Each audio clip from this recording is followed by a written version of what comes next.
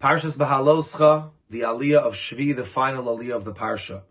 This aliyah also packed full of drama. The aliyah begins with the slav, which are these birds, the meat that HaKadosh Baruch Hu was providing for Bnei Yisrael, and Hashem allowed them to be blown into the camp, by the winds.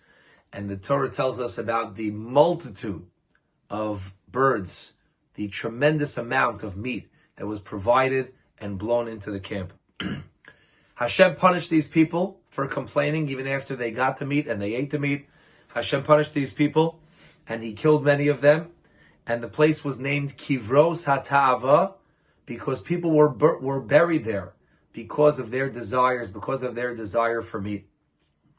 Then the Torah goes to the famous, well-known story of Miriam and Aaron speaking badly about Moshe Rabbeinu.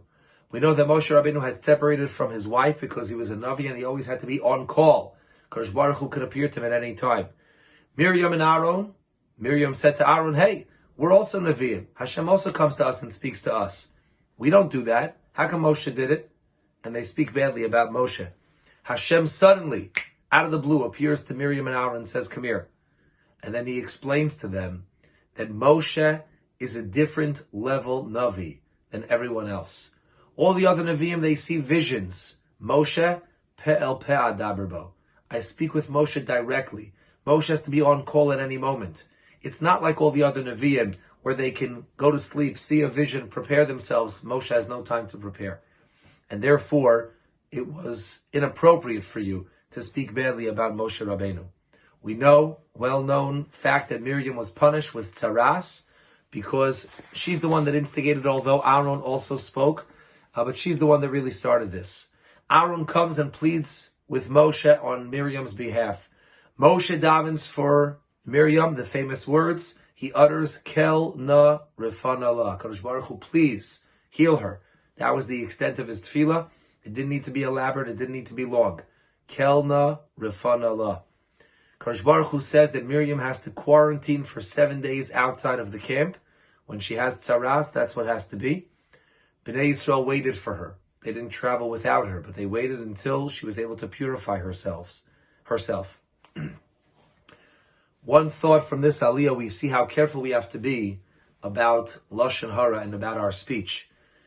This is, according to many, this is the source that we have to be careful not to speak lashon hara. Zachor eis asher asa Hashem Elokecha leMiriam. Always remember what HaKadosh Baruch Hu did to Miriam. Why? Because she spoke lashon hara about her brother Moshe. And the Rambam says that even though what Miriam said wasn't so terrible, it was true. And Miriam was older than Moshe, and Miriam had raised Moshe, and Moshe, as the Torah says here, was anav mikolada. Moshe was exceedingly humble, and these things just rolled off his back. He didn't even mind the fact that they were talking about him. Nevertheless, we see that Miriam was punished. Kal v'chomer, all the more so.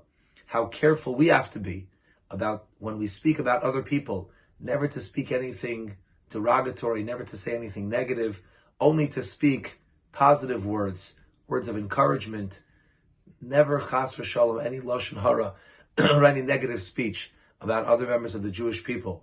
That's the lesson that we learn from Miriam, from Aaron, and from Moshe.